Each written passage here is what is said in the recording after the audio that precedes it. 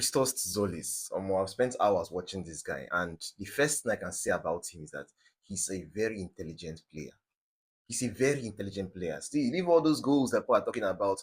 Go and watch his decision making in the final third. Something that I create, let's say, attackers for is when you are in that position, do you make the right decision?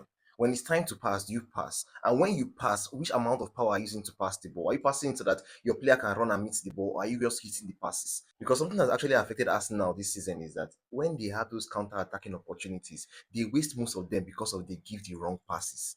So are you bringing in a player that can make you capitalize upon these opportunities? Are you doing that? And that is what this guy does. Because most times when we're talking about the goals, yes, the goals are important, right? But what about those that are going to create for those that will score? What about those that when the opportunity rises, they are there to give the final pass that will lead to that goal? And that's what this guy is looking like.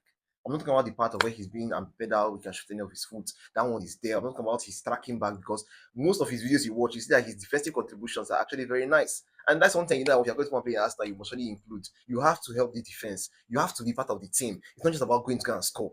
And he does all that. And then you now bring in the part of set pieces. He is still there. Like this is a player that he checks most of the boxes. Yes, 1v1, he's not the greatest at that, but at the end of the day, the question is, does the good outweigh the bad?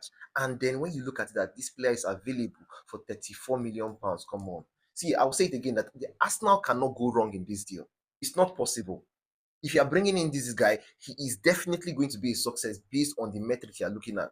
Is he going to be a backup winger? Yes. Perfect. You are bringing him for the right price of 34 million. See, the market is very inflated, and we know that you can go and touch a regular player and they tell you that that's 50 million pounds. They should not say anything else. Anything else. We saw a Langer that went from I think Nottingham Forest to Newcastle for 50 million pounds, and then he was completely off it for the entire season. I think he scored only one goal or so. That is what the market is currently at. So when you are getting a player for 34 million pounds, and then he can offer you the passes, the creativity, then the ball striking. I don't even talk about that, and a lot more that he can give to you. You have to just know that this is a good deal. But when you now look at the fact that Arsenal are already in for Jeremy Monga, so most likely they might actually sign him as a teenage youngster now that's going to impress in the future.